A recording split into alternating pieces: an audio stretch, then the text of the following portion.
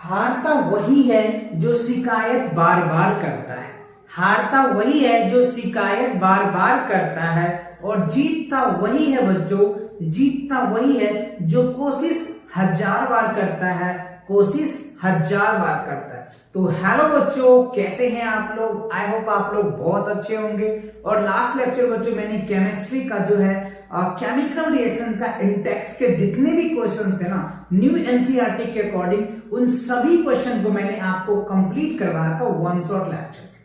और अगर आपको फिजिक्स में कोई भी डाउट है किसी भी चैप्टर में, जैसे रिफ्लेक्शन ऑफ लाइट हो गया, इलेक्ट्रिसिटी हो गया, human word and colourful word हो गया, या मैग्नेटिक इफेक्ट हुआ, इन सभी का बच्चों मैंने वन शॉट लेक्चर कंप्लीट करवा रखे, चैनल पे विजिट करके आप देख सकते हैं।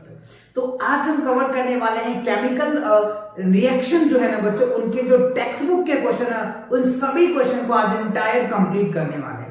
तो चलिए देखते हैं बच्चों, आज का जो क्वेश्चन है ना, टेक्स्ट बुक के जितने भी क्वेश्चन है न्यू एनसीईआरटी, उनके अकॉर्डिंग जितने भी क्वेश्चन है सब क्वेश्चन को कवर करने वाले हैं, राइट। और उनके बेस्ट एक्सप्लेनेशन के साथ भी, और आपको एग्जाम में लिखना कैसे है, स्टेटमेंट कैसे लिखना है, वो स्टेटमेंट भी मैं आपको लिख करके लाऊं, जिससे कि आप पेपर में इतना भी लिख दोगे ना तो आपके पूरे मार्क्स मिल जाएंगे। क्योंकि आपको पता है जो 2 मार्क्स के क्वेश्चन होते हैं, जो 3 मार्क्स के क्वेश्चन होते हैं, उसमें लिमिट भी दिया जाता है। साइंस में बच्चों लिमिट दिया जाता है आपको वर्ड लिखने का, मतलब 30 से लेके 50 वर्ड में आप 2 नंबर या 3 नंबर के जो मार्क्स से क्वेश्चन आएंगे ना, वो आप क्वेश्चन लिख पाएंगे। तो इसीलिए साइंस में वर्ड भी लिमिट होता है। तो आपको ये नहीं कि अब बहुत ज्यादा वर्ड्स भर देने हैं, जिससे कि आपके पेपर में मार्क्स कट भी सकते हैं। तो इन चीज को भी ध्यान रखना पड़ेगा, राइट। तो इन सभी चीज को मैंने इस क्वेश्चन में ध्यान रखा है, और ध्यान रख करके आपके लिए सारे सॉल्यूशन तैयार किया हुआ है। तो चलिए बिना डिले के हुए स्टार्ट करते हैं आज का सेशन। तो आज का सेशन में बच्चों पहला क्वेश्चन ये रहा आपके सामने, एक्सरसाइज का है, which of the statement about the reactions below are incorrect। अच्छा, अब यहां पे एक हमें इक्वेशन दे रखा है, राइट। कह रहे हैं यहां पे देखो, लेड ऑक्साइड को जब कार्बन के साथ रिएक्शन करवाते हैं ना, तो क्या बन रहा है, लेड बन रहा है और ऑक्सीजन यानी CO2 कार्बन डाइऑक्साइड बन रहा है। तो अब आप यहां पे ध्यान से देखिए, जैसे हमारे पास क्या है, यानी हमें दिया हुआ है Pb, ऐसे देखिए लेड ऑक्साइड है, राइट। लेड ऑक्साइड को क्या कर रहे हैं बच्चों, जब हम रिएक्शन कर रहे हैं किसके साथ, कार्बन के साथ, तो हमें क्या बन रहा है, लेड मिल रहा है, और क्या मिल रहा है हमें, CO2 कार्बन डाइऑक्साइड बन रहा है, ठीक है। तो इसमें से कौन सा स्टेटमेंट करेक्ट है, लेड इज गेटिंग रिड्यूस्ड। देखो लेड रिड्यूस, लेड तो रिड्यूस हो रहा है बच्चों, लेड है ही नहीं सबसे पहले, ये तो लेड ऑक्साइड है, तो ये तो स्टेटमेंट गलत है। दूसरा, carbon dioxide is getting oxide, देखो कार्बन डाइऑक्साइड जो है ना वो गेटिंग ऑक्साइड हो रहा है, तो कार्बन है बच्चों, कार्बन ऑक्साइड तो है नहीं, तो ये भी आपका गलत है। यानी आप ऐसे समझ लीजिए कि देखो यहां पे क्या है बच्चों, लेड Pb, लेड ऑक्साइड क्या हो रहा है, अगर मैं इनको एक एग्जांपल करके दिखाऊं, देखो इस इक्वेशन देखोगे तो लेड बाहर निकल रहा है, यानी लॉस, यहां पे हम क्या कह सकते हैं, लॉस ऑफ ऑक्सीजन हो रहा है। तो जब लॉस ऑफ ऑक्सीजन होता है ना बच्चों, लॉस ऑफ ऑक्सीजन होता है तो रिडक्शन होता है, रिडक्शन, DUCTI, रिडक्शन हो रहा है। यानी पहले हमने देखा इसमें लेड ऑक्साइड से ऑक्सीजन बाहर निकल रहा है, तो जब ऑक्सीजन बाहर निकल रहा है तो वो घट रहा है, लॉस ऑक्सीजन का हो रहा है। तो जब ऑक्सीजन का जो लॉस होता है ना बच्चों, तो उस केस में हम रिडक्शन बोलते हैं। तो पहला तो रिडक्शन हुआ, ठीक है। दूसरा इक्वेशन की बात करो, दूसरा इक्वेशन देखो क्या हो रहा है, जब आप कार्बन को ना, कार्बन के साथ क्या हो रहा है बच्चों, ऑक्सीजन जुड़ रहा है, यानी आप इस इक्वेशन में आप देखेंगे तो कार्बन क्या बना रहा है, CO2 बना रहा है। तो यानी यहां पे क्या हो रहा है, इंक्रीज हम कह सकते हैं, इंक्रीज ऑफ ऑक्सीजन हो रहा है, यहां पे ऑक्सीजन बढ़ रहा है। तो जब ऑक्सीजन बढ़ रहा होता ना तो ये ऑक्सीडेशन हो गया, OXIDATION, ऑक्सीडेशन। तो लेड जो है बच्चों, लेड ऑक्साइड ये रिडक्शन करा रहा है और कार्बन ऑक्सीडेशन करा रहा है, ठीक है। चलिए अब आप 2 ऑप्शन तो गलत था, समझ आ गया। तीसरा ऑप्शन देखो, carbon is getting oxidised, yes, carbon देखो ना, कार्बन कंबाइन करके ऑक्सीडेशन बन रहा है ना, तो ये हमारा करेक्ट है। यानी ये वाला स्टेटमेंट करेक्ट है, ठीक है। अच्छा तीसरा थर्ड देखो, lead oxide is getting reduce, yes देखो लेड को हमने क्या बोला, रिड्यूस कर रहे हैं ना, तो यहाँ पे लेड रिड्यूस कर रहा है, तो यानी आपका जो थर्ड एंड फोर्थ जो है वो करेक्ट है, बाकी जो है इनकरेक्ट है। तो अब इसमें आप ये देख सकते हैं फर्स्ट एंड सेकंड जी नहीं, ए और सी जी नहीं है ना, हमें सी और डी है बच्चों, तो सी और डी तो इसमें ऑप्शन में नहीं है ना आपका, तो अब क्या करेंगे इसमें, सी और डी तो ऑप्शन में नहीं है, ए और डी आ गया, ए और सी आ गया, सी डी तो इसमें ऑप्शन ही नहीं है, तो ये दोनों क्या है करेक्ट हो जाएगा। चलिए इसको लिखेंगे कैसे, ये मैंने लिखा है देखो यहाँ पे कह रहा है first and second are incorrect while third and fourth are correct. तो देखो फर्स्ट और सेकंड क्या हो रहा है, गलत है, थर्ड एंड फोर्थ क्या है, करेक्ट है, तो आप इस तरीके से इसको लिख सकते हैं। बात समझ आया कि नहीं आया, क्लियर हुआ कि नहीं हुआ, आया क्लियर, ओके। चल अगला क्वेश्चन देखते हैं क्या है। अब देखो बहुत अच्छा क्वेश्चन है और काफी इंपॉर्टेंट क्वेश्चन है, आप चाहते हैं इनको वीवीआई भी कर सकते हैं, वीवीआई है ना, इन चारों से क्वेश्चन आपसे पूछे ही जाते हैं, डेफिनेटली पूछे जाएंगे, सभी का फील दिलाएंगे हम आपको एकदम फील। अगर आपने कंसेप्ट लेक्चर नहीं भी देखा है ना, नहीं भी पढ़ा है ना, फिर भी मैं फील दिलाऊंगा आपको क्वेश्चंस का, राइट। सो देखिए पहले कह रहे हैं यहाँ पे आयरन ऑक्साइड है, उनके साथ जब एल्युमिनियम को हम रिएक्शन करा रहे हैं ना, तो क्या बन रहा है, ये एल्युमिनियम ऑक्साइड प्लस आयरन निकल रहा है। तो हमने क्या देखा, यहाँ पे मैं लिख देता हूं इक्वेशन को जिसे कि आप समझ पाओगे। देखो Fe2 और ये क्या O3 है, ओके। अब जब हम क्या कर रहे हैं, इसको एल्युमिनियम के साथ रिएक्शन कराएंगे तो क्या बन रहा है, Al2 और O3 और क्या बन रहा है बच्चों, आयरन हो रहा है, ये बैलेंस किया हुआ है, आप इनको समझिए।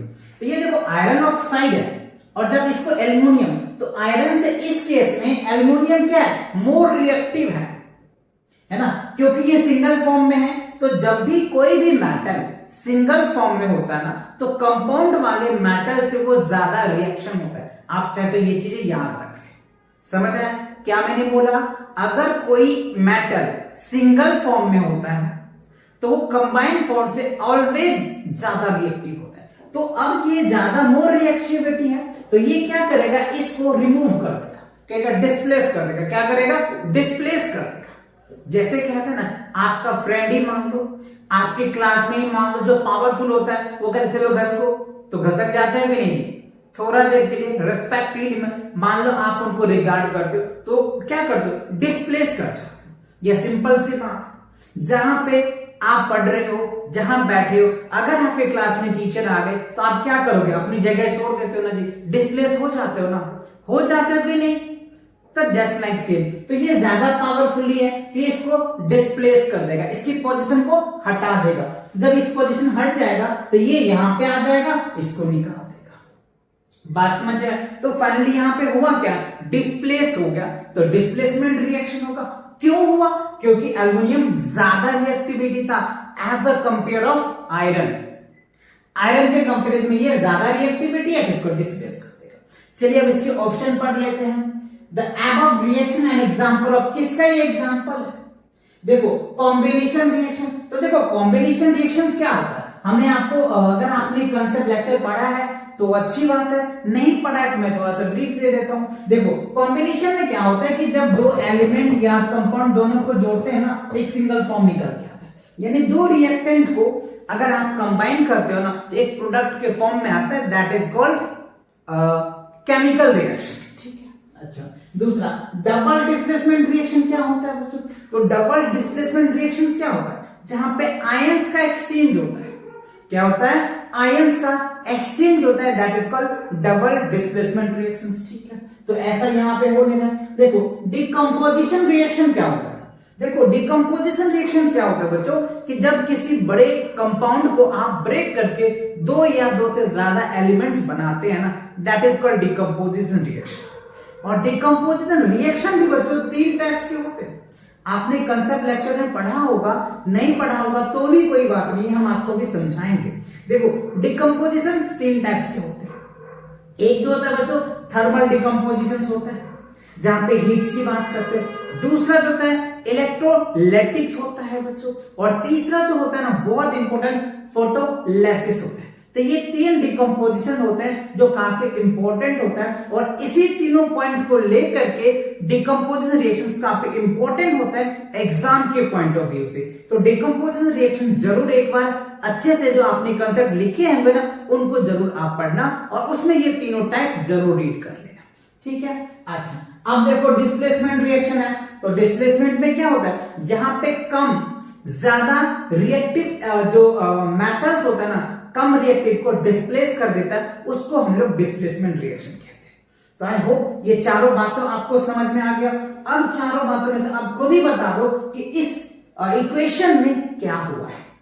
सिंपल सी बात है, क्या हुआ है, डिस्प्लेसमेंट ही तो हुआ ना जी, डिस्प्लेसमेंट ही तो रिएक्शन हुआ। क्यों? क्योंकि एल्युमिनियम ज्यादा रिएक्टिविटी था, आयरन को रिमूव कर दिया, है कि नहीं। तो यही आपका आंसर होता है गड्डी का।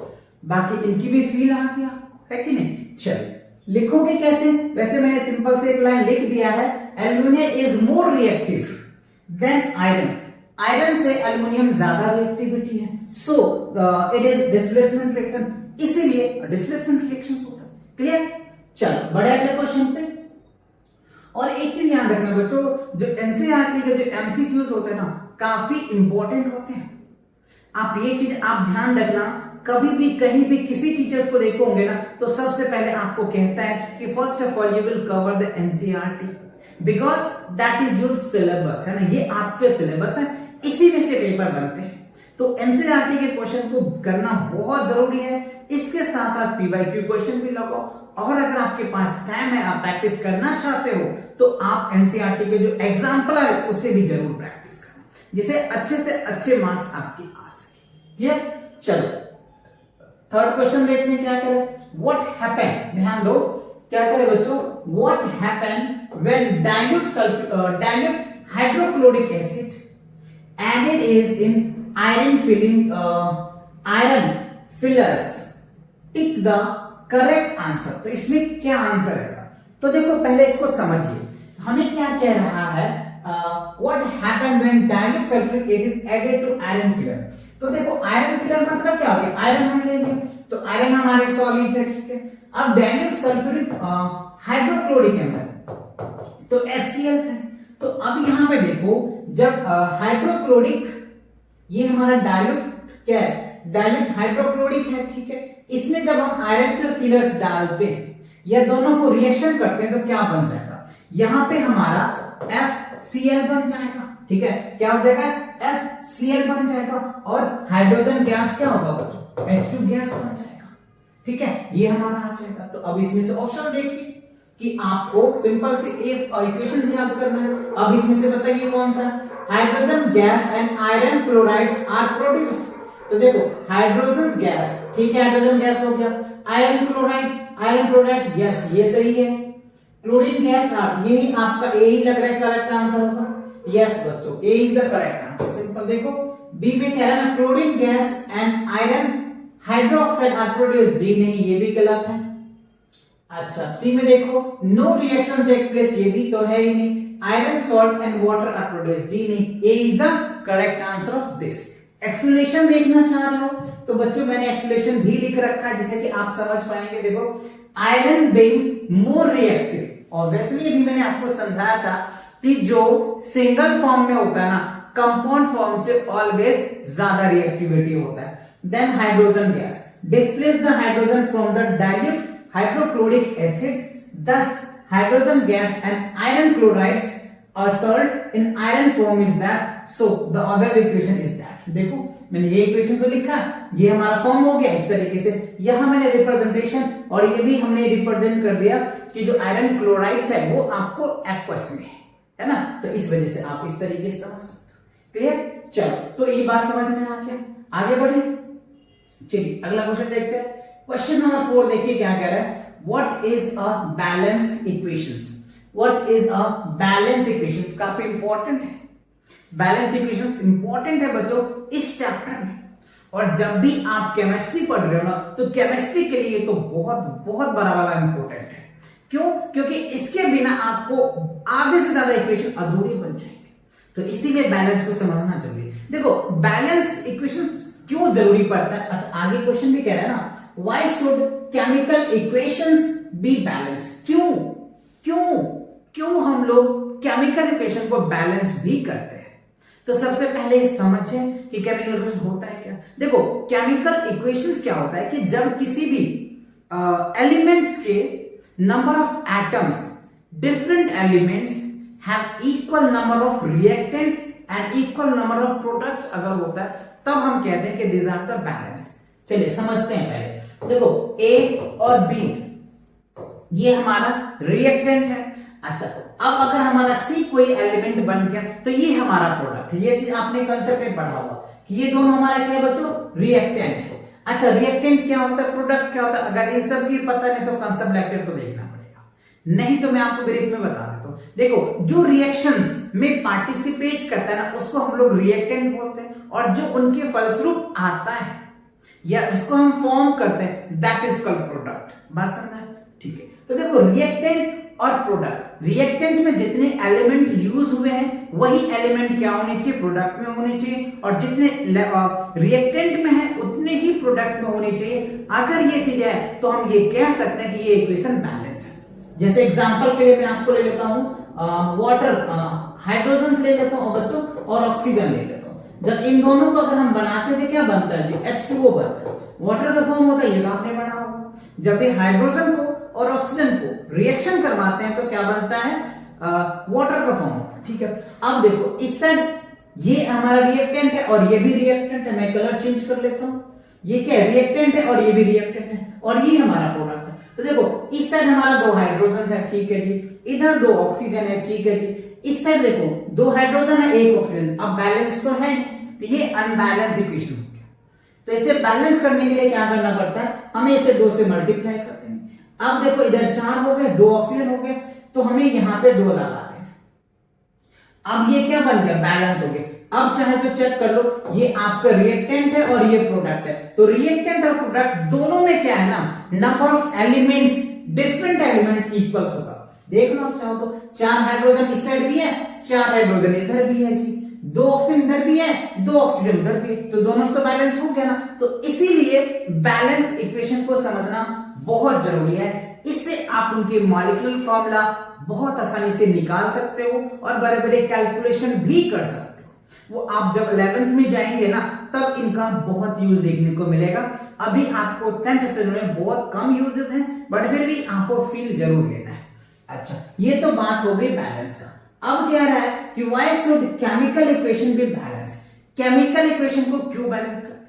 तो देखो केमिकल इक्वेशन को बैलेंस करने का बहुत ऐसे काम है। सबसे पहले कि हम उस एलिमेंट को आइडेंटिफाई कर पाते हैं। सबसे पहला बात कि वो एलिमेंट या कंपाउंड क्या है, सॉलिड है, लिक्विड है, गैस है, क्या है, आप उनको हम पहचान पाते हैं इस इक्वेशन से। पहली बात। दूसरी बात, लॉ ऑफ कंजर्वेशन को फॉलो करता है। लॉ ऑफ कंजर्वेशन को फॉलो करता है जिससे हमें ये पता चल जाता है कि matter can neither be created nor be destroyed, it can be transferred one medium to another। ये आपने लॉस पढ़ा होगा, या एनर्जी का भी आपने लॉ पढ़ा होगा फिजिक्स में, तो मैंने बता ही रखा है। Energy can neither be created nor be destroyed, it can be transferred one medium to another। Understand? तो उसी लॉ को ये ओबे करता है। इसीलिए हमें केमिकल इक्वेशन को बैलेंस करना बहुत जरूरी है। तो अब आप सोच रहे होंगे सर हम समझ तो गए, लिखेंगे कैसे पेपर में, है ना? ये भी कई बच्चों का डाउट रहता है। तो बच्चों मैंने दोनों सॉल्यूशन लेकर के आया हूं, दोनों बात आपको अच्छे से समझा के जाऊंगा। इसके बाद दूसरा वीडियो देखने की जरूरत नहीं पड़ेगी। अगर आप कंप्लीट लेक्चर अटेंड करते हो, कंप्लीट सेशन देखते हो, तो दोबारा वीडियो देखने की जरूरत नहीं पड़ेगी, क्योंकि हर एक तरह का समस्या मैंने इसमें लेकर के आया। सभी समस्या को मैं आपको साथ डिस्कस भी करने वाला हूं। पेपर में कैसे लिखोगे, किस तरीके से लिखना चाहिए, सभी बातों को डिस्कस करना है इस लेक्चर में। सो हियर इज दैट। देखो कैसे लिखोगे आप, ये तो मैंने आपको समझा, ये सब करना नहीं, सिंपल आपको ये प्रॉपर लिखना है। कैसे लिखोगे, देखो, when the number of atoms of different elements on reactant and product, जो मैंने आपको बताया रिएक्टेंट क्या होता है, जो केमिकल रिएक्शन में पार्टिसिपेट करता है उसको हम लोग रिएक्टेंट बोलते हैं, और उनके फलस्वरूप जो फॉर्म करते हैं that is called product. Clear? Okay. So products sides are equals, ठीक है। Then the chemical equation is called balance equation। तो उस इक्वेशन को, उस केमिकल इक्वेशन को हम लोग बैलेंस केमिकल इक्वेशन कहते हैं, ठीक है। अच्छा, it's important to balance chemical reaction because, इसका इंपॉर्टेंस क्यों है? देखो सबसे पहले लॉ ऑफ कंजर्वेशन जो मैंने अभी आपको समझाया, राइट। और balance equations tells about physical state, उससे सबसे पहला मैटर ये है कि वो हमें फिजिकल स्टेट को बता देता है कि जैसे अभी हमने बताया था कि कोई भी मेटल्स या फिर गैसेस या फिर वो एक्वस में किस स्टेट में, सॉलिड में है, लिक्विड में है, गैस में है, एक्वस में, जो भी है उस स्टेट को बता देता है, ठीक है। दूसरा बात हमने बताया it tells about heat change, यानी हीट की चेंज, कभी कोई रिएक्शन स्लो होता है, कभी वो हार्ड होता है, कभी मॉडरेट होता है, तो ये भी हमें पता चल जाता है कि किस एटम्स को या किस कंपाउंड को कैसे हम रिएक्शन करवाएंगे तो कम या ज्यादा होगा, ये बात भी हमें सीखने को मिलता है। और वैसे तो आपको कंजर्वेशन लॉ आपको पता ही है, मास का अलग होता है, एनर्जी का अलग होता है, डिफरेंट का डिफरेंट होता है। बात समझ आ गई? चलिए आगे बढ़े। अच्छा, तो आप इनको या तो स्क्रीनशॉट ले लो या फिर आप वीडियो को पॉज करके नोट कर लीजिए, है ना। चलिए आगे बढ़ते हैं। अब देखो बच्चों, क्वेश्चन नंबर 5 में कह रहा है translate the following statements into the chemical equations and then balance, ठीक है। तो हमें ये आपको जो दिया है ना, ये वर्ड में दिया हुआ है, ठीक है। वर्ड में क्या दिया है आप देखिए, translate the following statement into chemical reaction, यानी ये जो स्टेटमेंट दिया है ना, इस स्टेटमेंट को आपको ट्रांसलेट करना है केमिकल इक्वेशन के फॉर्म में एंड बैलेंस देम, और उसे बैलेंस भी करना है। तो बहुत इजी क्वेश्चन है, बट हाँ यहां पे थोड़ा आपको समझना पड़ेगा इसका इक्वेशन लिखोगे कैसे, इसके लिए थोड़ी प्रैक्टिस की नीड है, प्रैक्टिस करनी पड़ेगी, तब जाकर के आप समझ में आएगा आपको। और जो एलिमेंट्स है इनके नेम भी पते होना चाहिए, अगर नेम पता नहीं है तो ऊपर भी आप लिख नहीं पाओगे, तो इसको आपको प्रैक्टिस करनी पड़ेगी 1-2 बार, है ना। चलिए मैं अभी आपको करवाऊंगा, आप इन्हें करने के बाद 1-2 बार जरूर प्रैक्टिस करना ऐसे क्वेश्चंस। देखो कह रहे हैं कि hydrogen gas combine with nitrogen, जब हाइड्रोजन गैस को नाइट्रोजन के साथ कंबाइन करते हैं तो अमोनिया का फॉर्म होता है।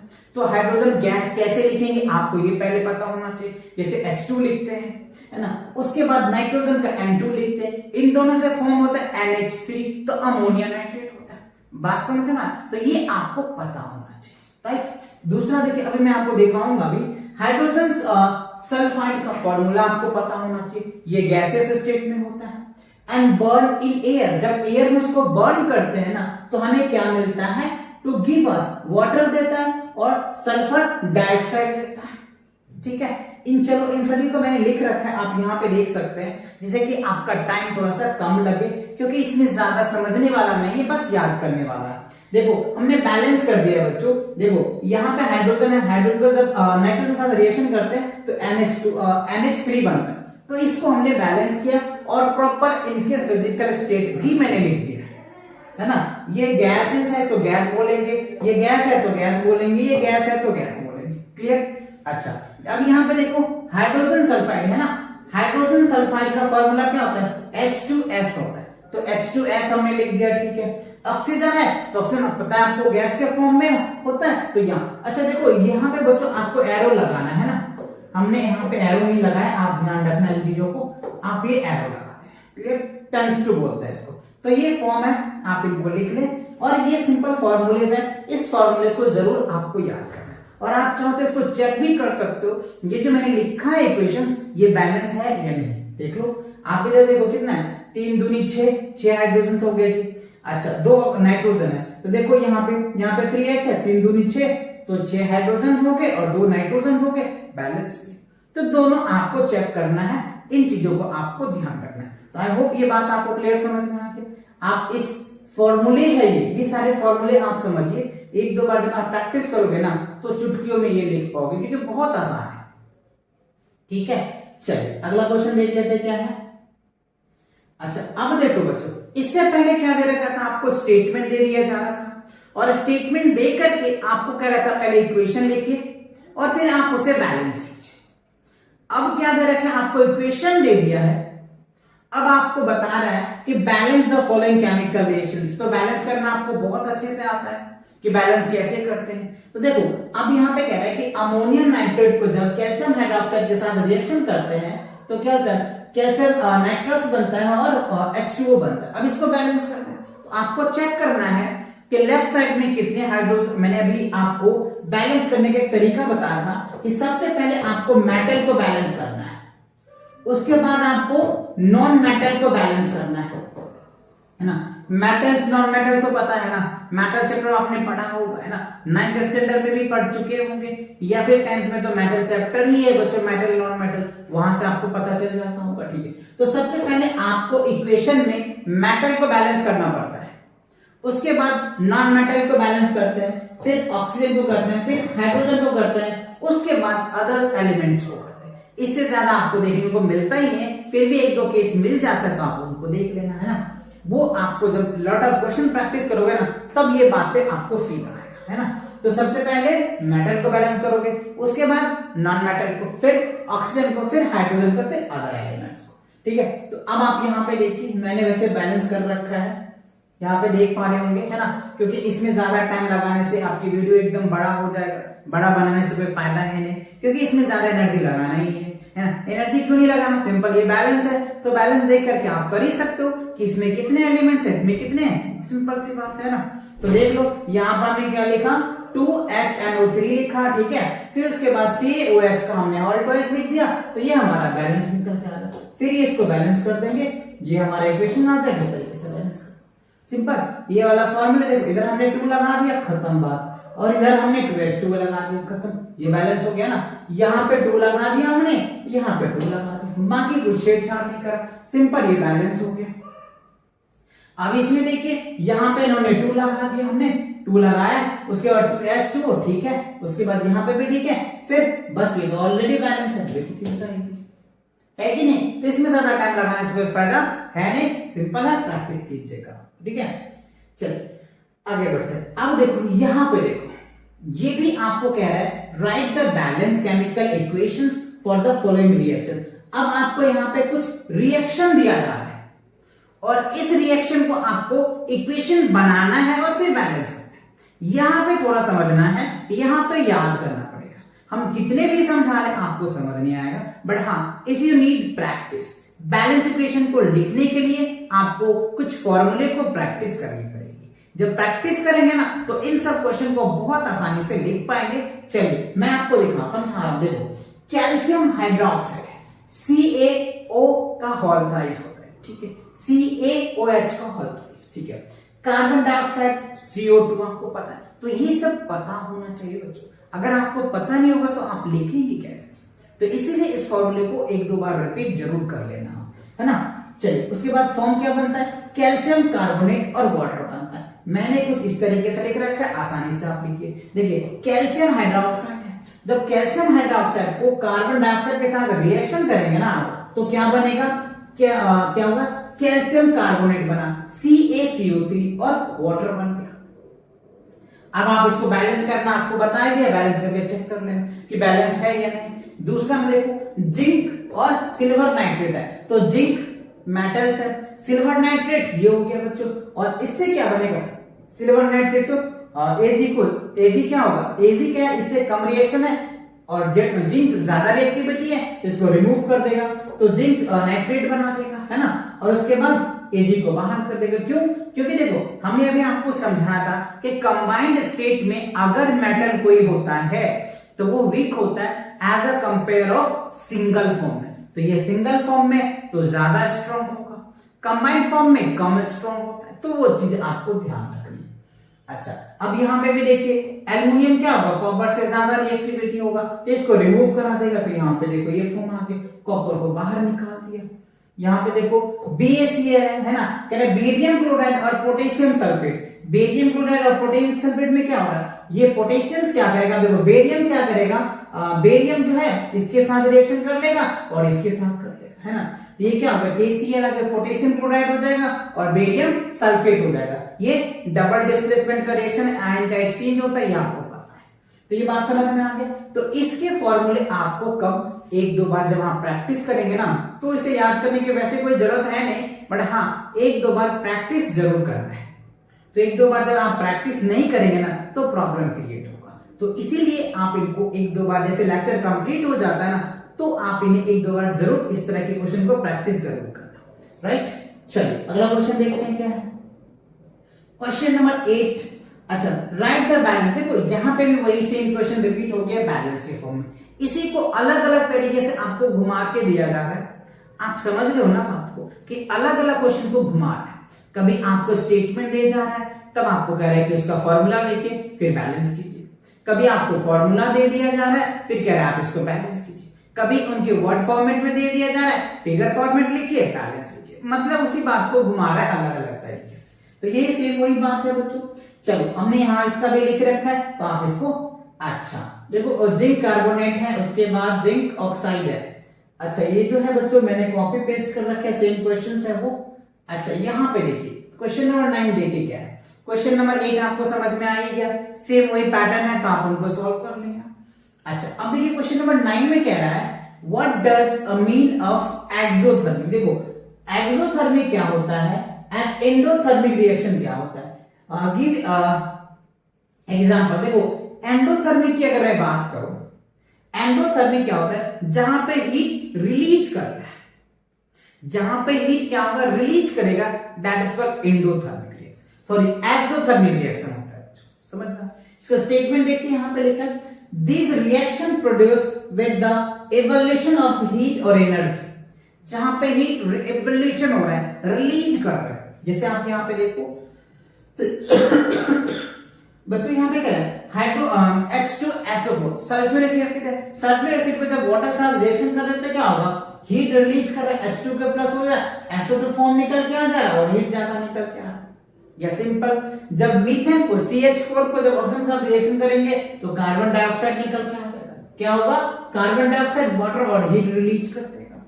जब ग्लूकोज का C6H12O6 फार्मूला होता है, जब ऑक्सीजन के साथ रिएक्शन करेंगे तो क्या होगा, कार्बन डाइऑक्साइड वाटर और एनर्जी निकल के आ जाएगा। इट मीन समझ में, ओवर इन ऑल आप ये समझिए, सिंपल से डेफिनेशन आप माइंड में सेट कर लीजिए। जब भी एक्सोथर्मिक, देखो केमिकल रिएक्शन ना जनरली 2 टाइप्स के रिएक्शन होते हैं। एक होते हैं एक्सोथर्मिक रिएक्शंस और एक होता है एंडोथर्मिक रिएक्शन। एक्सोथर्मिक रिएक्शन में क्या होता है, हीट रिलीज कर देता है, ठीक है, और एंडोथर्मिक रिएक्शन में क्या होता है, हीट एब्जॉर्ब करता है। अभी हम आपको दिखाते हैं वो भी है ना। देखो क्या लिखा हमने, एंडोथर्मिक रिएक्शन। एंडोथर्मिक रिएक्शन क्या होता है, the reaction involve which absorb of heat energy. यहां पे रिलीज कर देता है, यहां पे एब्जॉर्ब कर लेता है। बात समझ, यानी वहां पे निकाल देता है, यहां पे अंदर कर लेता है, खत्म। यही दो कहानी है केमिकल रिएक्शन में, पूरा चैप्टर खत्म। इसी के बेस पे चैप्टर पढ़े हुए, बस हाँ उसी को सबका टाइप्स अलग अलग है।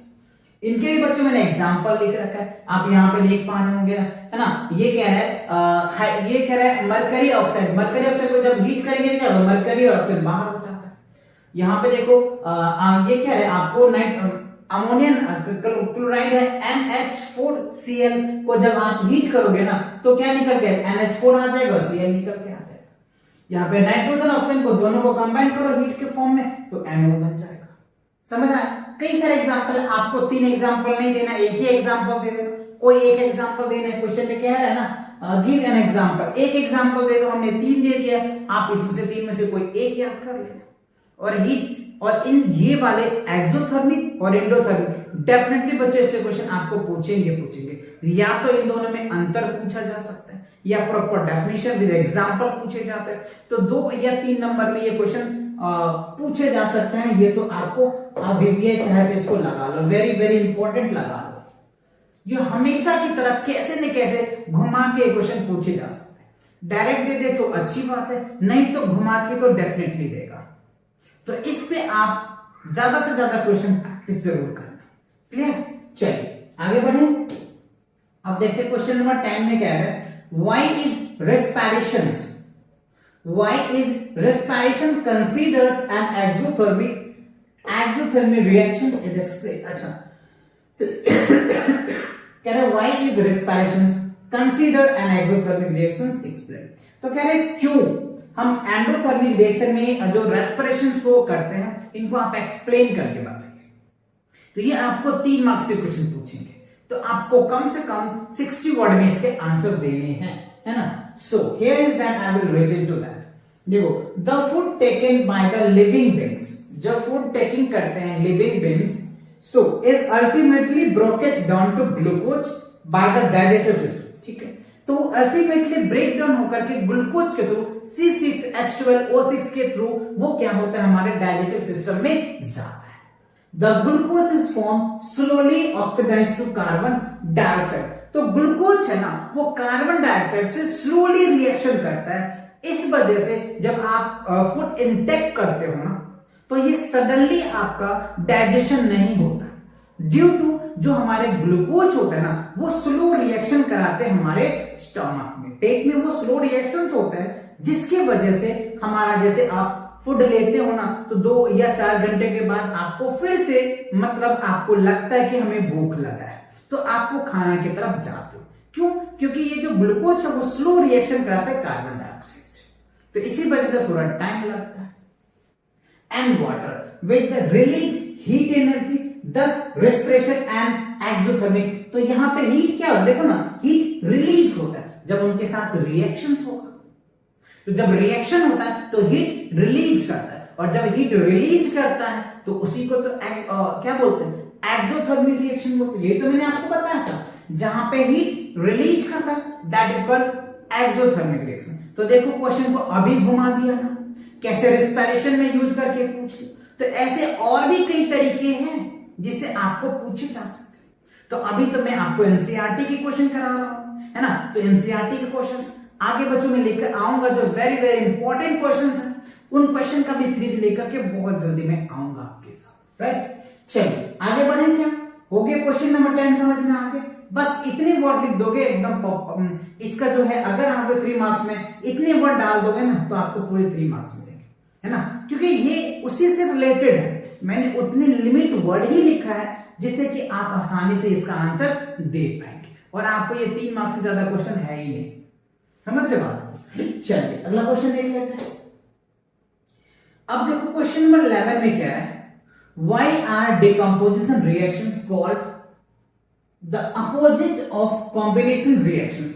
Write equation for this reaction। देखो ये भी काफी इंपॉर्टेंट है, और ये भी आप चाहो इसको वीवीआई लगा लो, ये भी कई बार पूछे जा चुके हैं, है ना, 2-3 बार तो बच्चे पूछे, तो हो सकता है रिपीट भी करते। देखो डिकम्पोजिशन रिएक्शन मैंने भी आपको समझाया है कि डिकम्पोजिशन रिएक्शंस क्या होता है, यानी एक बड़ा कंपाउंड को तोड़ के 2 कंपाउंड बना देते हैं या 2 से ज्यादा बन जाता है। और कॉम्बिनेशन रिएक्शंस क्या होता है, किसी 2 को कंबाइन करके एक फॉर्म में बनाते हैं। तो यही है सिंपल, इसका मैंने लिख रखा है ना, क्योंकि कई बार डिस्कस किया है, यही चीज जो बात चल रही थी, तो उसी को मैंने यहाँ पे एक्सप्लेन किया है। आप चाहो तो इतना वर्ड में इसको लिख देना। डिकम्पोजिशन रिएक्शंस क्या होता है, देखो single reactant break down into products, 2 और मोर प्रोडक्ट्स। सिंपल, यानी एक सिंगल कंपाउंड को ब्रेक करने के बाद 2 मतलब क्या होता है, 2 हमारा प्रोडक्ट बनता है, उसी को हम लोग क्या बोलते हैं डिकम्पोजिशन रिएक्शंस कहते हैं, ठीक है। जैसे आप यहाँ पे देखो वाटर को जब हम इलेक्ट्रोलाइटिक से तोड़ते हैं ना तो हाइड्रोजन और ऑक्सीजन निकल के आता है, ठीक है। अच्छा अब कंबाइन रिएक्शन को देखिए, 2 or more reactants combines to give a single compound। इसीलिए तो वहां पे एक को तोड़ते हैं तो 2 बनता है, किसमें डिकम्पोजिशन में। और कॉम्बिनेशन में क्या होता है, 2 को जोड़ते हैं तो 1 बनता है। तो ये तो उल्टा हो गया ना जी, देखो ना, अगर हमने 1 को तोड़ा तो 2 बना B प्लस, फिर ये क्या होगा डिकम्पोजिशन में होगा, और कॉम्बिनेशन में B प्लस C को जोड़ा तो A बना। तो देखो ये 2 इधर 2 वाइस वर्सा हो गया ना जी, उल्टा हुआ ना, इसीलिए हम इसको अपोजिट रिएक्शन बोलते हैं। वही बात मैंने यहाँ पे लिखा है ना, इसीलिए इसको अपोजिट रिएक्शन कहते हैं। इसका हमने एग्जांपल भी आपको देगा, ये हमारे कॉम्बिनेशंस करके करते हैं। क्लियर, चलो तो सिंपल है, आगे बढ़ते हैं अगले क्वेश्चन पे। क्वेश्चन नंबर 12 में देखो करें, ये भी काफी इंपॉर्टेंट है। ये जो है ना बच्चों डिकम्पोजिशन रिएक्शंस का एग्जांपल्स है, जिसे मैंने आपको समझाया था कि डिकम्पोजिशन रिएक्शन क्या होता है, 3 टाइप्स के होते हैं। अभी हमने डिकम्पोजिशन बताया कि जब हम क्या करते हैं, किसी एक यौगिक को तोड़ के 2 प्रोडक्ट्स बना देते हैं, ठीक है। और वो जो 2 प्रोडक्ट्स हैं इनके बनाने के 3 तरीके होते हैं। एक थर्मल होता है, थर्मल डिकम्पोजिशन, इलेक्ट्रोलाइटिक होता है, और फोटोलिसिस होता है, ठीक है। अच्छा उसी का हमने यहाँ पे क्या एग्जांपल भी दे, देखो right 1 equations each of the decomposing reactions where energy is supplied in the form of heat, light and electricity. देखो हीट लाइट वाला आपको हीट वाले के इक्वेशन देना है, लाइट वाला देखना है और इलेक्ट्रिसिटी वाला भी देना है। तो तीनों बच्चों मैंने इक्वेशंस बना रखे हैं जिससे कि आप आसानी से समझ जाओगे और टाइम में हम चैप्टर को कवर कर पाए। देखो हीट के लिए हमने क्या किया, जब कैल्शियम कार्बोनेट को जब हीट किए रहे ना तो हमें कैल्शियम ऑक्साइड और कार्बन डाइऑक्साइड मिल गया। लाइट के केसेस में आप ये देख सकते हैं, सिल्वर क्लोराइड को जब आप लाइट के प्रेजेंस में करोगे तो इसको आप सेपरेट कर सकते हो, ठीक है। इलेक्ट्रिसिटी वाटर को आप इलेक्ट्रिसिटी के प्रेजेंस में करोगे तो वाटर और हाइड्रोजन ऑक्सीजन फॉर्म में निकल के आएगा। जैसे क्योंकि हम हाइड्रोजन ऑक्सीजन को दोनों को अगर कंबाइन करते हैं तो क्या बनता है, वाटर का फॉर्म बनता है। और जब आप इसको सेपरेट करना होगा तो इलेक्ट्रिसिटी में इसको सेपरेट करना पड़ेगा, है ना। इसके भी बच्चों एक्सपेरिमेंट आपको दिया होगा, एक्टिविटीज आपके बुक्स में दिए हुए, आप उनको एक बार पढ़ोगे तो सारी बातें समझ में आ जाएगा। फिलहाल अगर उतना समय है नहीं कि उन चीजों को भी हम अभी यहाँ पर डिस्कस करेंगे क्योंकि यहाँ पे क्वेश्चन की सीरीज चल रही है ना। चलो आगे बढ़े क्या। ओके, नेक्स्ट क्वेश्चन देखो, क्वेश्चन नंबर 13 में कह रहा है what is the difference between displacement and double displacement reactions, right equation in this, ठीक है। देखो डिस्प्लेसमेंट रिएक्शन कई बार डिस्कस कर लिया, डबल डिस्प्लेसमेंट भी मैंने आपको बता दिया है कि जहां पे आयन से एक्सचेंज होता है, ठीक है। और डिस्प्लेसमेंट में क्या होता है, कम रिएक्शन वाले ज्यादा रिएक्शन वाले, कम रिएक्शन वाले को क्या करते हैं, ज्यादा रिएक्शन वाले धक्का मार के भगा देता है, हट आउट कर देता है। सो ये दो इक्वेशन कंसेप्ट है इसके पीछे। बाकी लॉजिक लिखना है तो मैंने ये सारी बातें लिख दी, आप इसको ऐसे ही लिख देना है एग्जाम में। डिस्प्लेसमेंट रिएक्शंस क्या होता है, देखो a more reactive element displace a less reactive, वही तो मैंने अभी बताया आपको, ठीक है। बट डबल डिस्प्लेसमेंट क्या होता है कि टू एटम्स और groups are different compound displace their each other, वो एक दूसरे आयंस में एक्सचेंज कर लेते हैं। एग्जांपल मैंने यहां पे लिख रखा है, सिंपल से आपको लिख देना। देखो chemical reaction single from displacement, देखो इन दोनों को किया, ये कॉपर क्या है, कम रिएक्शन है, जिंक क्या है ज्यादा है, तो कॉपर को कहेगा डिस्प्लेस हो जाओ जी, हट जाओ जी, हटा दिया, देखो कॉपर को बाहर कर दिया। वही मैंने यहाँ पे एक लाइन लिख दिया कि आप समझ जाओगे। दूसरा यहाँ पे देखो डबल डिस्प्लेसमेंट का है ना, बेरियम क्लोराइड है और यहाँ पे पोटेशियम सल्फेट है, तो पोटेशियम सल्फेट में बेरियम का एक्सचेंज कर लिया, अपने आयंस को एक्सचेंज करके बदल लिया, तो यहाँ पे हमारा क्या होगा, barium and potassium displace each other. Barium potassium की जगह पे लगा, पोटेशियम बेरियम पे जगह लगा, इसलिए डिस्प्लेस हो गया, बिकॉज़ कम और ज्यादा का रिएक्टिविटी सीरीज आपको पता है, ठीक है। आप इतना लिख देना। बढ़े अगले क्वेश्चन की तरफ। क्वेश्चन नंबर 14 देखो क्या है, in the refining of silvers the recovery of the silver from silver nitrate, अच्छा, solution involve displacement by the copper metal, write down the reaction involved। तो देखो इसका मैंने इक्वेशन लिख रखा है, द रिएक्शन इन्वॉल्व क्या होता है, जब सिल्वर नाइट्रेट को कॉपर मेटल के साथ अगर आप रिएक्शन करोगे तो क्या बनेगा, कॉपर नाइट्रेट बनेगा और सिल्वर मेटल को निकाल देगा। सो हियर इज दैट, देखो सिल्वर नाइट्रेट है और यहाँ पे कॉपर, तो सिल्वर अभी कंबाइंड स्टेट में, तो कंबाइंड स्टेट में मैंने आपको बताया कि कमजोर होता है। कोई भी मेटल अगर कंबाइंड स्टेट में होता है ना तो कमजोर होता है, यानी वीक होता है, ठीक है। और अगर सिंगल जो होते हैं वो ज्यादा स्ट्रॉन्ग होते हैं। तो यहाँ पे कॉपर क्या करेगा, इस जो सिल्वर को रिमूव कर देगा, क्यों, क्योंकि ये ज्यादा पावरफुली है तो ये इसको रिमूव कर देगा। तो इस तरीके से कॉपर नाइट्रेट बन जाएगा और सिल्वर हमें मिल जाएगा। तो वही तो कह रहा है, इन द रिफाइनिंग सिल्वर क्या होगा, जब हम वहां पर रिएक्शन करेंगे तो हमें सिल्वर मिल जाएगा, क्योंकि कॉपर उस केसेस में ज्यादा रिएक्टिविटी होगा, यानी मोर रिएक्टिव होगा, इस वजह से। बात समझ में आ रहा है, ठीक है। अब देखिए क्वेश्चन नंबर 515 में क्या करें, what do you mean, right, what do you mean by a precipitation reactions explain by the giving example. तो प्रेसिपिटेशन रिएक्शंस क्या होता है आपको ये बताने हैं, इसका मतलब क्या होता है और इनको एक्सप्लेन करना है विद एग्जांपल के साथ। तो देखो बच्चों यहाँ पे मैंने पूरी बातें लिख रखी हैं, जितने एग्जाम के पॉइंट ऑफ व्यू से होनी चाहिए, जितने एग्जाम के पॉइंट ऑफ व्यू से वर्ड होनी चाहिए, उसके अकॉर्डिंग मैंने ये लिखा है। सो here is that the reaction which accomplished from the formation of insoluble solid mass is known as a precipitation होता है, ठीक है। एग्जाम्पल देखो मैंने दो रखा है, when barium chloride solutions is added, aqueous solutions of the sodium sulfates and the precipitate is formed, barium sulfate is obtained from that. तो देखो बेरियम क्लोराइड को अगर आप सोडियम सल्फेट के साथ रिएक्शन करते हो ना, तो आपको ये एक प्रेसिपिटेट व्हाइट पीपीटी निकल के आ जाता है। ये जो होता है ना व्हाइट पीपीटी होता है बच्चों, व्हाइट पीपीटी निकल के आ जाता है, और यही आपको कह रहा है ना, पीपीटी निकल के आ जाता है।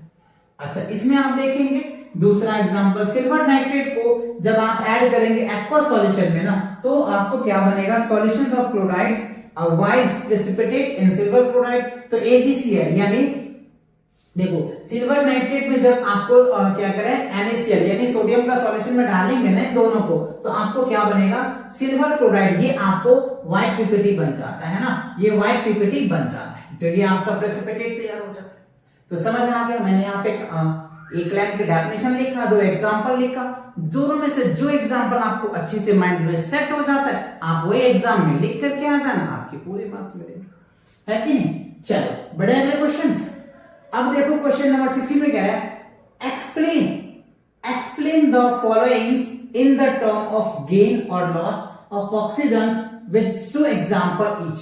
ऑक्सीडेशन रिडक्शन, देखो ऑक्सीडेशन क्या होता है, जहां पे हम क्या कहते हैं गेन ऑफ ऑक्सीजन, उसको हम लोग बोलते हैं ऑक्सीडेशंस, और जहां पे लॉस ऑफ ऑक्सीजन होता है उसको हम लोग रिडक्शन बोल देते हैं। ये तो सिंपल एक लाइन था, लिखेंगे कैसे, ये तो समझने के लिए सफिशिएंट था, ये मैंने आपको ऑक्सीडेशंस का लिख रखा। देखो it is oxidation, it is process, ये एक प्रोसेस होता है, यानी लिखने का तरीका भी तो होनी चाहिए, समझ तो सबको आ जाता है, लिखने में बच्चों सबको प्रॉब्लम आता है। मोस्ट ऑफ बच्चे को ये डाउट रहता है कि सर क्वेश्चन भी समझ में आ गया, आंसर भी समझ में आ गया, लिखेंगे कैसे, क्योंकि स्टेटमेंट में ना बहुत बच्चे का कंफ्यूजन रहता है। इसीलिए इस चैप्टर में बच्चों न्यूमेरिकल तो है नहीं, सॉल्यूशन वाले कोई पार्ट ऐसे तो है नहीं, तो इसीलिए मैंने प्रॉपर स्टेटमेंट विद आंसर के साथ लिख करके समझाना भी चाहा। पहले आप समझिए, फिर उनको लिखेंगे कैसे, ये भी तरीका मैंने आपके साथ डिस्कस कर रहा हूं। तो आपको एज इट इज चाहे तो ये भी लिख सकते हैं, या आप अपना भी कुछ आपको एक्स्ट्रा आता है तो ऐड ऑन कर सकते हैं, but this is the sufficient. अगर ये क्वेश्चन आपसे एग्जाम में पूछा जाता है तो इतना लिखोगे तो पूरे मार्क्स मिलेंगे, ये डेफिनेटली है कि नहीं। चलो बढ़े आगे। Show oxidation, it is process in which substance gain of oxygen, ये तो हमने बताया था आपको कि ऑक्सीडेशन में क्या होता है, जिसमें ऑक्सीजन इंक्रीज कर देता है। मैंने एक सिंपल वर्ड में बताया, ये हमने प्रॉपर स्टेटमेंट में लिख दिया। वही देखो एग्जांपल, हमने एक एग्जांपल दो सिंपल से एग्जांपल्स है, ठीक है। अब देखो रिडक्शन में क्या होता है, इट इज प्रोसेस, देखो लॉस ऑफ ऑक्सीजन, ये तो मैंने आपको बताया था। रिडक्शन में क्या होता है, जहां पे ऑक्सीजन कमता है, डिक्रीज करता है, उसमें रिडक्शन होता है, और जहां पे ऑक्सीजन इंक्रीज करता है दैट इज कॉल्ड ऑक्सीडेशन होता है। एग्जांपल आप यहां पे देख सकते हो, क्योंकि एग्जांपल ही तो पढ़ रहे हो इतने सारे, सभी से एग्जांपल ही तो दे रहे हैं हम, है कि नहीं। चलो तो ये बात समझ में आ गया, आप इन्हीं अच्छे से प्रैक्टिस करना। चलिए अब देखो एक चीज और देखना, ऑक्सीडेशन और रिडक्शन अगर दोनों किसी भी इक्वेशन में होता है तो उसी को हम लोग रेडॉक्स रिएक्शन भी बोलते हैं, ये ध्यान रखना, क्लियर। अच्छा अब क्वेश्चन नंबर 17 में देखिए क्या है, साइनी ब्राउन कलर एलिमेंट, देखो आप ध्यान से देखना, कह रहे साइनी ब्राउन कलर, तो ये किसका होता है बच्चों, कॉपर का होगा, सिंपल है, साइनी ब्राउन जो है कॉपर का ही होता है, ये आप चाहे तो नाम याद कर लेना। Heating is air becomes in colours, name the x and black colours compound form. देखो सिंपल, जब आप ये एक्स जो है ना, साइनी कलर किसका होता है बच्चों, कॉपर का होता है। तो देखो कॉपर को जब आप ऑक्सीजन के साथ ट्रीट करोगे ना तो Cu कॉपर ऑक्साइड होगा, और यही ब्लैक कलर होता है, खत्म बात। लिखेंगे कैसे, देखिए एक्स एलिमेंट इज कॉपर, बताया था मैंने आपको, black colour is compound copper oxide, है ना। देखो Cu ऑक्सीजन करोगे देखा कॉपर ऑक्साइड बना, तो ये हमारा ब्लैक कलर बन जाएगा। और ये क्या होता है, साइनी ब्राउन कलर होता है, ये आप चाहे तो लिख लेना, याद कर लेना, जैसे करना है आपको इसको याद कर लेना, क्लियर। बहुत बेसिक क्वेश्चंस था। क्वेश्चन नंबर 18 देखिए, why do we apply paint on iron articles, ठीक है। देखो कह रहे why do we apply paint on iron articles, simple सी बात है बच्चों, आप जो आयरन के जो आर्टिकल्स होते हैं, जैसे आप आपके घर बनते होंगे या फिर आपके पास बेंचेस होंगे स्कूल्स में, तो आप वहां देखते होंगे उसे पेंट किया जाता है। इसीलिए पेंट किया जाता है कि जब वो एयर के प्रेजेंस में जाएगा ना, तो उस पे एक क्या होता है बच्चों, ऑक्साइड लेयर चल जाता है। जैसे अगर मैं एग्जांपल समझाऊं आपको, जैसे देखो आयरन है और यहाँ पे जब मैं एक ऑक्सीजन के प्रेजेंस में जब ये लोहा जाएगा तो ये क्या बन जाएगा, आयरन ऑक्साइड बन जाएगा। ये क्या बनेगा, आयरन ऑक्साइड बन जाएगा। तो उस पे एक लेयर चढ़ जाएगा जिससे उसमें जंग लगने की ज्यादा वो हो जाता है, क्योंकि उसके साथ ज्यादा रिएक्टिविटी था, वो जंग लग जाएगा और जंग लग जाएगा तो वो आयरन को खराब कर देगा। इसीलिए जैसे हम उसको एयर के प्रेजेंस में लाते हैं ना, तो उसे हम पेंट कर देते हैं जिससे उस पे वो लेयर ना चढ़ पाए, यानी वो मॉइस्चर से मिल ना पाए। जैसे मॉइस्चर से कांटेक्ट करेगा तो वो फिर धीरे धीरे वो रस्टिंग हो जाएगा, है ना। तो इसीलिए उसे पेंट कर दिया जाता है कि उसमें मॉइस्चर की प्रेजेंस ना हो। बात समझ आए?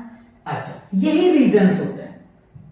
आंसर आप देखो, अच्छा मैं इसको रफ कर देता हूं जिससे कि आप समझ पाएंगे। देखो हमने लिखा है simple, by applying paint and iron articles they can prevent from the कोरेशंस।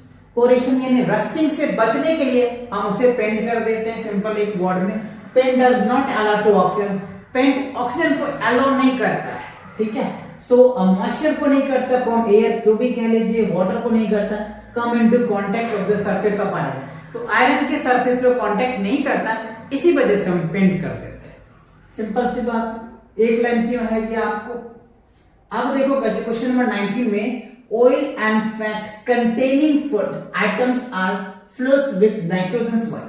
देखो किसी भी, आप सिंपल सी बात है कि आप जैसे चिप्स के पैकेट देखते होंगे, कुरकुरे के पैकेट देखते होंगे, है ना, कई ऐसे मार्केट में अवेलेबल है। तो उसमें देखना कि जब कोई भी ऑब्जेक्ट रखा जाता है ना, तो उसमें नाइट्रोजन गैस दिया जाता है, यानी नाइट्रोजन गैस भरा हुआ रहता है, जिससे उसके अंदर जो भी एटम्स होते हैं ना, वो डिस्ट्रॉय नहीं होता, नष्ट नहीं होता। हाँ होता तो है, लेकिन कुछ समय के बाद होता है, कुछ टाइम पीरियड होता है। इसीलिए उसके पीछे एक्सपायरी डेट भी रखा होता है कि इतने दिन में ये एक्सपायर हो सकता है, तो आप इस तरह इतने दिन में इसे यूज कर लें, अदरवाइज ये एक्सपायर हो जाएगा।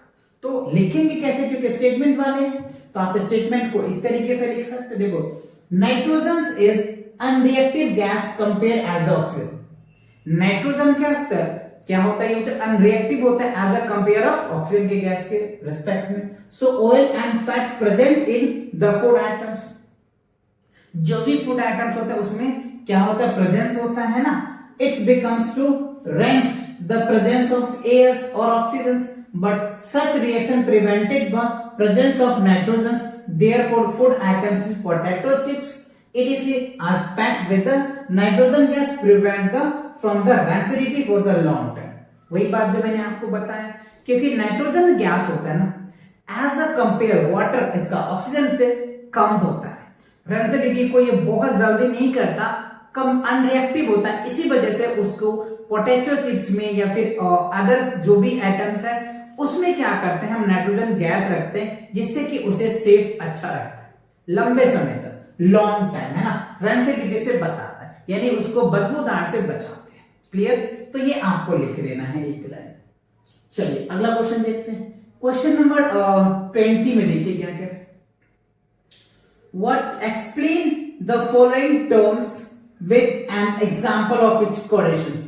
कोरेशन की एग्जांपल देना है तो सिंपल आप यहां पे लिख सकते हैं कौन से, और इसका रेंसिडिटी भी है, दोनों पार्ट्स है ना, दो पार्ट्स है, ए पार्ट ये हो गया कोरेशन, दूसरा हो गया रेंसिडिटी। बी पार्ट है बच्चों, तो आप यहां पे रेंसिडिटी लिख देना, ये भी आपको रेंसिडिटी है ना। देखो इसका मैंने आंसर्स लिख रखा है क्योंकि स्टेटमेंट वाला है। कोरेशन क्या होता है, the phenomenon due to the open surface the metals are slowly eating away from the reactions of air, water and chemical presents their atmosphere is called corrosions। देखो सिंपल सी बात है, अगर आप किसी भी आयरन्स को एयर के प्रेजेंस में रखोगे तो वो क्या होगा, क्लोराइड तो होगा ही नहीं जी, उससे रिएक्शन कर लेगा, क्लोराइड हो जाएगा। सिंपल।